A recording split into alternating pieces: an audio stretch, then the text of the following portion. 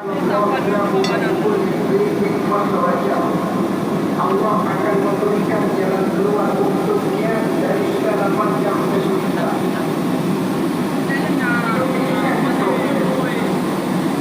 Makin tinggi status sosial, makin banyak urusan. Urusan akan selesai apabila kita hidupnya selesai.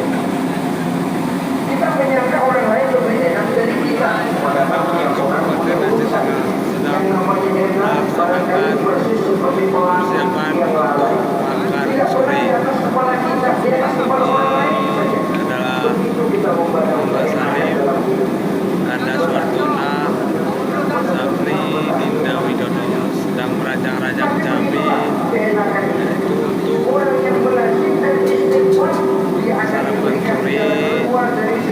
sore. Kemudian di masjid yang berasa di Pondok Gede tidak robot, namun apabila terjadi gempa susulan, khawatir tidak akan roboh, khawatir masjid tersebut akan roboh.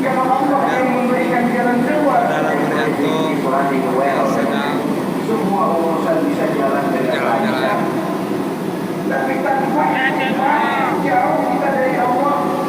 Jalan yang sudah lapar pun bisa jadi sempit. Urusan yang sudah nyata akan selesai.